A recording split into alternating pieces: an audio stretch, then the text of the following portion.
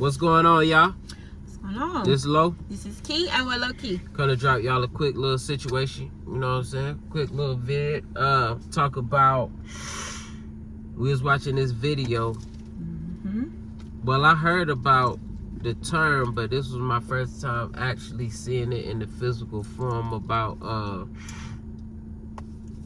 fleas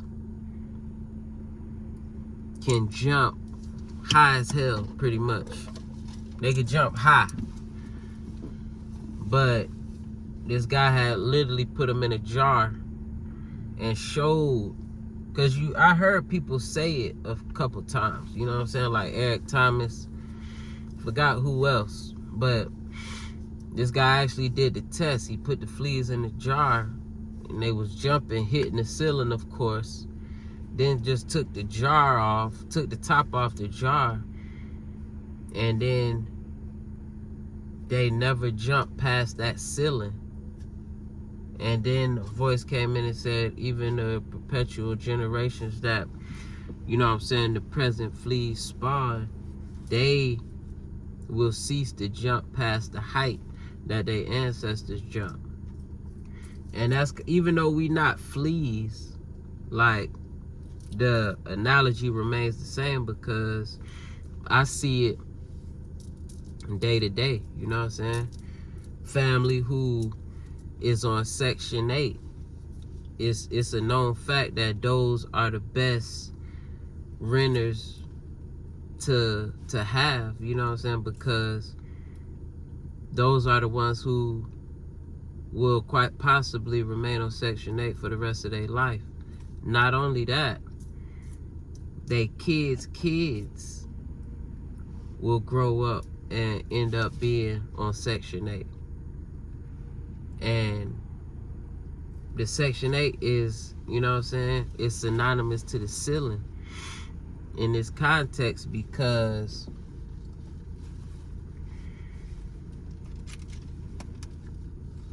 like, it's a ceiling. You know what I'm saying? If you don't know that you could go out and have your own or aspire to get your own, you paying a third of, or however the program is set up, you're not paying full price. So you only going to work, you working a certain amount of hours, you only doing so much because you don't want to lose your benefits. Right.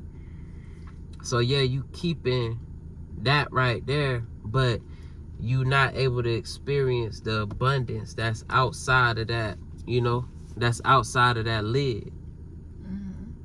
So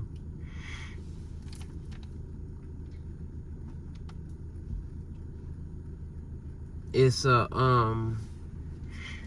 crazy thing to think about. And not only do I see it on the outside, but then I think about, after seeing that, I think about my own limitations that could have been placed on me from my ancestors. You know what I'm saying? I mean, because I am black, right? So somewhere down the line, I got some people, some black men in my family who were subject to being subjugated and limited in their choices and their decision making. So I come back and I think about, am I capping my potential because of some deep-rooted fear that my granddad or great-granddad might have had, you know what I'm saying, because of this glass ceiling that he was afraid of breaking. So it just make me go in myself. What you think? Absolutely. When I saw that video, it was it opened my mind up just to what you said.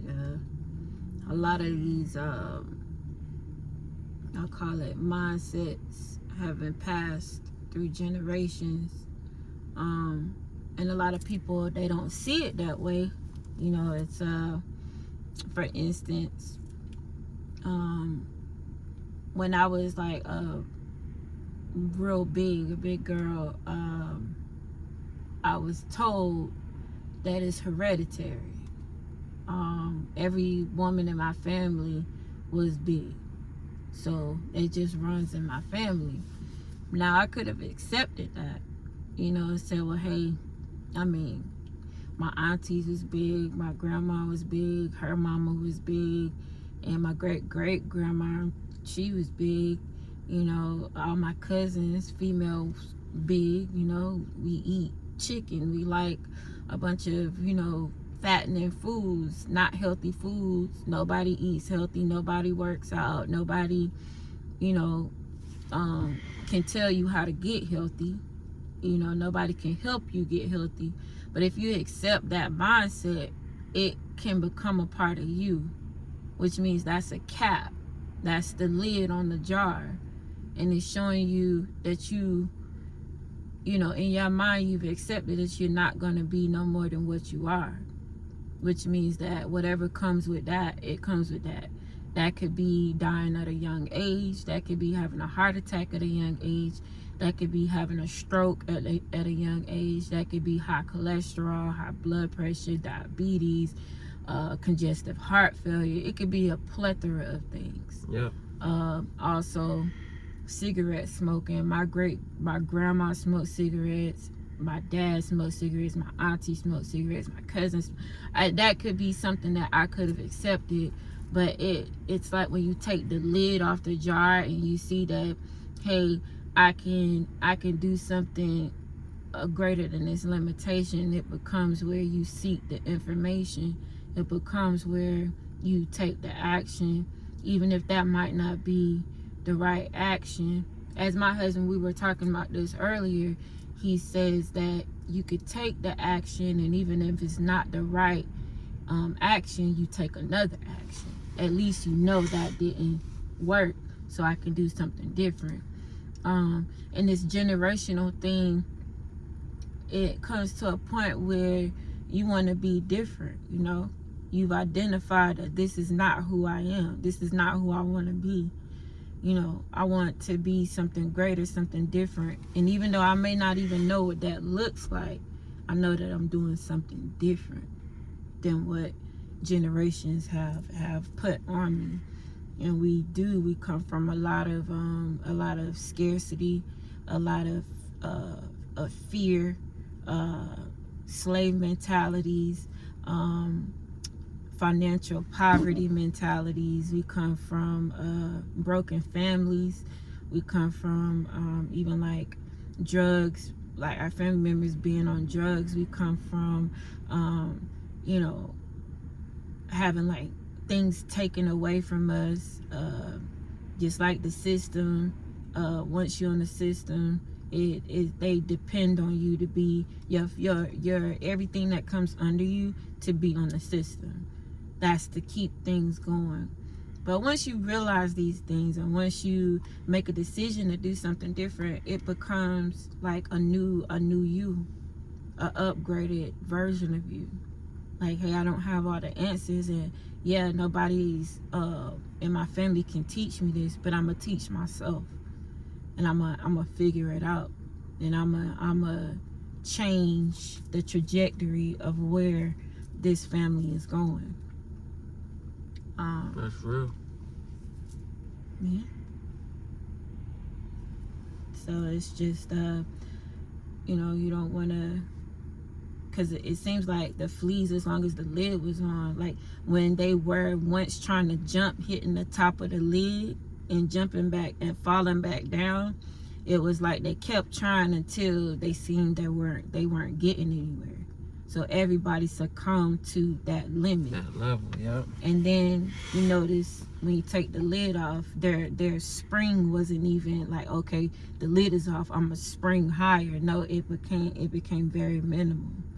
And now you have decreased the ability and the capabilities and the God-given talents and skills that God is giving you. And I'm making this as a, you know, into a form that we can, like a human understanding. You have decreased what God is giving you to very minimal. Now you're not thinking in abundance, you're thinking in scarcity.